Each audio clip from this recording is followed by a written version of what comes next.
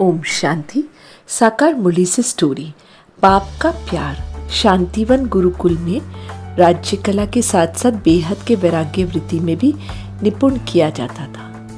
एक बार वैशाली के राजा के पुत्र अजीत और मंत्री के पुत्र अभय भी वहाँ शिक्षा ग्रहण करने जाते हैं। अजीत को राजा के पुत्र होने का नशा था।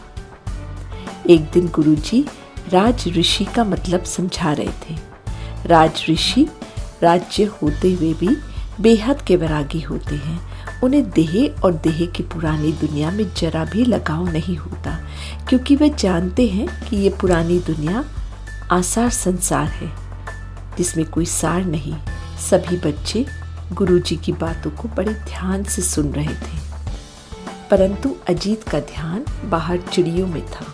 तभी एक बच्चा हंसी करता हुआ कहता है, गुरुजी देखो, अजीत का लगाव तो बाहर चिड़ियों में है। तब गुरुजी उस बच्चे से कहते, हमारे बोल हमेशा युक्ति युक्त होने चाहिए। युक्ति युक्त बोल मधुर और शुभ भावना संपन्न होते हैं। आगे गुरुजी सभी बच्चों को कहते हैं, जैसे परमात्मा बाप सर्विस के बगैर नहीं रह सकते, वैसे हम बच्चों को भी सर्विस का सबूत देना है।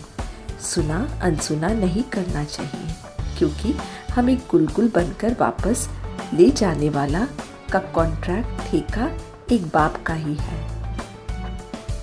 उस जैसा कॉन्ट्रैक्टर दुनिया में और कोई है ही नहीं।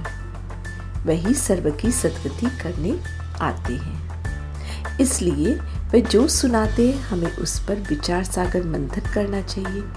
अंदर कोई भी आसुरी अवगुण है तो उसे चेक करके निकालना है। आगे गुरुजी कहते हैं, कल सभी बच्चों का पोतामल देखेंगे। जिसने अति मीठे बाबा को जितना समय याद किया होगा उसे उपहार मिलेगा। क्लास खत्म होते ही सभी बच्चे अपनी दिनचर्या में लग जाते हैं। अभय गुरुजी की हर बात को अमल करते हुए रात को अपना पोतामल देखता है, परंतु अजीत बाप की बातों को अनसुनी करते हुए दिन भर हंसी मजाक करता रहता है। रात को उसे जैसे ही गुरुजी देखते हैं वह पोता में लिखने लग जाता है। अगले दिन गुरुजी ने सबका पोता मेल देखा। खुश होकर गुरुजी ने अभय को एक प्यारी सी रंग बिरंगी चिड़िया उपहार में दी।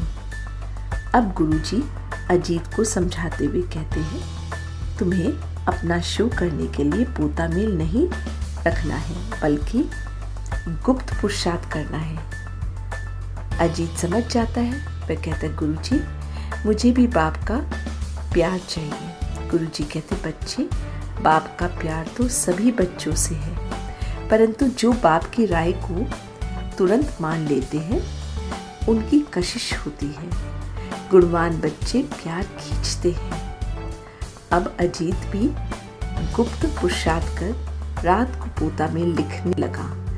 इस तरह वह गुणवान बन जाता है। सभी बच्चे अपनी शिक्षा पूरी कर राज ऋषि बन जाते हैं और घर लौट जाते हैं। इस कहानी से हमें यह शिक्षा मिलती है कि गुणवान बच्चे ही बाप का प्यार खींचते हैं। अच्छा, ओम शांति।